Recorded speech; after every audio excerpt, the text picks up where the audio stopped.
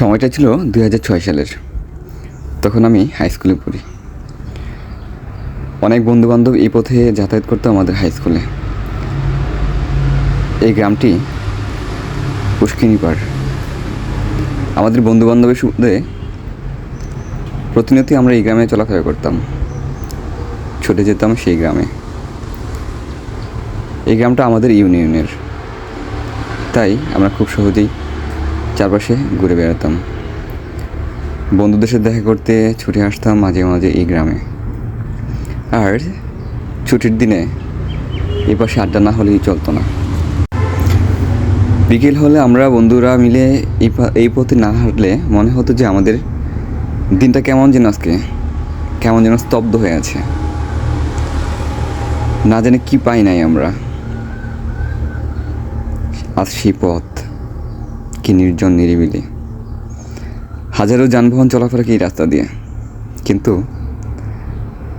আজ আমরা আর সেই পথে বন্ধুদের খুঁজতে সেই গ্রামে যাই না, বা আমরা এসে বিকালে আড্ডা মারি না এই গ্রামে।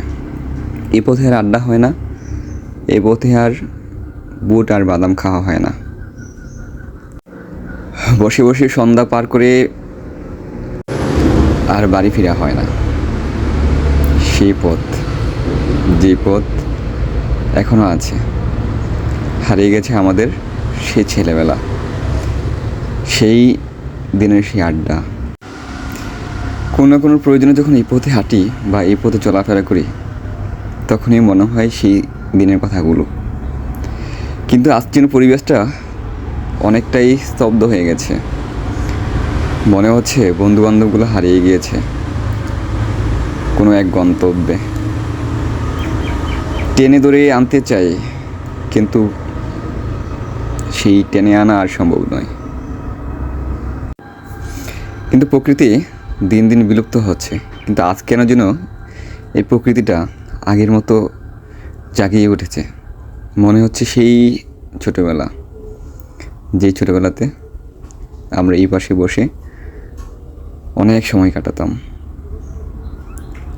এই সেই নিজাইমুড়ি খাল, যেই খালে মানুষ অনেক মাছ ধরার জন্য ছুটে আসতো।